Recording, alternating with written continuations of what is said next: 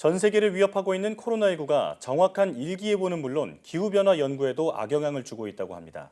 기후변화는 코로나19보다 훨씬 더 심각한 사태로 인류를 위협할 수 있다고 하는데요. 오늘 날씨학 기론에서 기후변화로 발생하는 문제점에 대해 알아보겠습니다. K웨더 반기성 센터장과 함께합니다. 센터장님 어서 오세요. 네, 안녕하세요. 네. 자, 최근 코로나19가 기상 예보의 정확성을 떨어뜨린다 이런 연구 결과가 발표됐습니다. 이 코로나19와 기상 예보 대체 어떤 관련성이 있는 건가요? 네, 맞습니다. 최근에 그 코로나19 이전에는 상업용 비행기를 이용을 해서 온도나 풍속, 풍향 등 약 70만 개의 어떻게 보면 이 기상 관측 데이터 이걸 수집을 해왔어요. 그런데 이제 코로나19로 비행이 줄어들면서 85에서 한 90%의 데이터 수집이 현재 중단된 상태입니다. 그러다 보니까 이제 대기나 기후 모니터링 데이터가 급격히 감소하면서 이게 이제 기후재 예측 또 대응 이런 것들이 이런 자료를 많이 이용을 하는데 아무래도 이런 것들이 근본적인 어려움을 겪게 되는 것이죠. 이제 과학자들은 이것을 보완하기 위해서 위성을 통해서 관측한 기상 정보를 좀 적극적으로 활용할 계획이라고 밝혔습니다. 이 자료 수집도 결국은 사람이 하는 거다 보니까 코로나19의 영향을 받고 있는 거군요.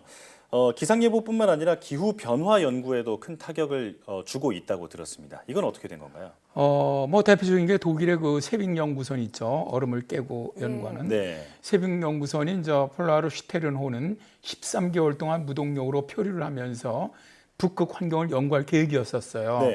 근데 뭐 주변 항구나 공항이 코로나 사태로 폐쇄되면서 직접 교대 연구원들을 데리러 엔진을 다시 가동을 했습니다. 어쩔 수 없이. 폴라르 슈테르는 움직이면 연구에 심각한 차질이 생기거든요. 바닷속으로 보내던 무인 잠수정을 운영할 수가 없게 되고요. 또 과학자들이 주변 해빙에서 얼음과 눈을 채집하는 그런 일들도 다 중단이 됩니다. 사상 최대의 북극 탐사 프로젝트가 코로나 사태로 차질을 빚고 있는 것이죠. 또한 미 항공 우주국의 조사도 타격을 받고 있습니다. 미시시피강 삼각주의 토지 손실과 프레트리코의 허리케인 피해를 연구하는 미 항공 우주국 프로젝트는 둘 다 중단이 되었습니다.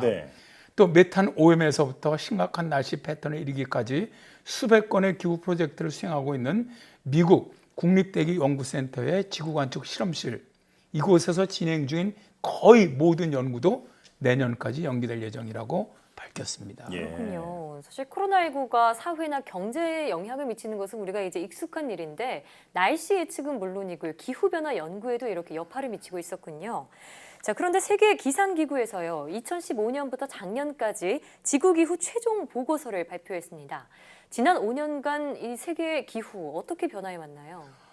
세계기상기구는 이제 최근 5년 동안이 가장 더웠다. 그리고 이산화탄소 농도 또한 가장 높았다 이렇게 발표를 했습니다. 보고서에서는 온실가스 농도가 매년 기록을 갱신하고 있고 대표적인 온실가스인 이산화탄소 증가율은 그 이전 5년 그러니까 2011년부터 2015년이죠. 매 5년마다 보고서를 내거든요. 이때보다 20%나 높아졌다고 밝혔습니다. 이로 인해서 지구 평균 기온은 산업화 이전이었던 1850년에서 1990년보다 1.1도 상승을 했고요. 이제 2011년에서 2015년 그러니까 이제 그 앞에 5년이죠. 이것보다도 0.2도나 상승했다 이렇게 밝혔습니다. 굉장히 빨리 지금 상승하고 있는 것이죠. 세계보건기구에서는 폭염으로 1990년 이후 온열 질환 위험은 증가해 왔고 현재 세계 인구의 약 30%가 1년에 최소 20일 이상 잠재적으로 치명적인 온도인 기후 조건에서 살고 있다 이렇게 밝혔습니다. 그러니까 지구 기온이 갈수록 올라가면서 폭염이 많이 발생하고 있다라고 볼 수 있겠는데 일단 그 수치가 좀 궁금하거든요. 실제로 폭염이 얼마나 많이 발생하고 있는 건가요? 대표적인 연구 한 사람이 조아나 헤이 영국 임페리얼 카리지 런던 교수가 있죠. 런던 대학 교수. BBC 인터뷰에서 폭염은 1950년대에는 1000분의 1 빈도로 나타났다. 지금은 10분의 1 빈도로 나타나고 있다고 말했는데요. 같은 런던 대학의 마이클 바이언 박사 역시 이런 기온 상승은 기온 분포를 바꿔서 폭염 가능성을 증폭시킨다 이렇게 말하고 있습니다. 그리고 해당 연구에 따르면 폭염 발생 빈도가 거의 100배나 늘어났다는 건데 그럼 이 요소 말고요 다른 기상 요소들은 어떤가요? 그 기온 상승 말고도 열대성 사이클론 같은 게 있는데 2015년에서 2019년 동안 열대성 사이클론은 최악의 경제적 피해를 가져왔습니다. 2017년 미국과 서인도 제도를 강타했던 허리케인 하비는 무려 150조 원 이상의 경제적 손실을 발생시켰는데요. 더 잦아지는 열대성 폭풍과 집중호우 등의 홍수는 아주 다양한 종류의 전염병 발생에 상당히 유리한 조건을 만들어내고 있습니다. 네. 또 기후변화로 인한 가뭄 지역이 더 심각해지면서 아프리카의 식량 불안을 악화시켰고요. 이로 인해서 기후 관련 질병이나 사망 위험이 증가했다라고 이번에 세계기상기구가 밝혔죠. 네. 자, 그리고 또 영화에서 보던 것처럼 이 해수면 상승도 인류에게 큰 위협이 되고 있다고 하는데 지금 어떤 상황인가요? 이 해수면 상승 같은 경우는 뭐 전 지구에서 지금 공통으로 나타나는 재난이죠. 예. 정말 뭐 이제 누구도 피해갈 수가 없는 그런 상태인데요.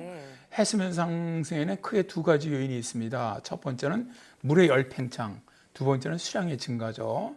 자, 주전자에 우리가 물을 가득 넣고 끓이면 넘치는 것은 물의 온도가 올라가면서 물의 부피가 팽창하기 때문입니다. 이게 바로 열 팽창이죠. 예. 그러니까 지금 해수 온도가 올라가면서 열 팽창으로 더 상승을 한다는 얘기고요. 두 번째 해수면 상승 요인은 일단 바닷물 수량이 증가라는 것이죠. 이게 뭐냐면 히말라야라든가 그린란드, 남극 대륙의 얼음이 녹으면서 그 물이 바다로 유입되고 있거든요. 예. 그러니까 요즘엔 기온이 상승하면서 얼음이 또 더 빨리 녹고 있지 않습니까? 그러다 보니까 해수면 상승 속도는 2000년대 초중반 이후부터 가속하면서 전 지구적으로 1년에 평균 3.59mm씩 현재 상승하고 있습니다. 네. 현재는 거의 1990년대보다 6배나 더 빠르게 얼음이 사라지고 있는데요. 1992년부터 2017년까지 사라진 얼음만 해도 6조 4천만 톤이나 된다고 합니다. 예.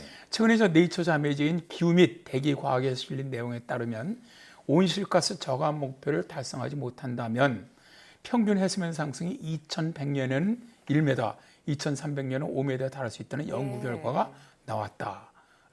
나왔습니다. 예. 해수면이 5m 상승한다면 현재 인구의 10%인 7억 7천만 명의 주거지가 바닷물에 잠기게 되는 것이죠. 네.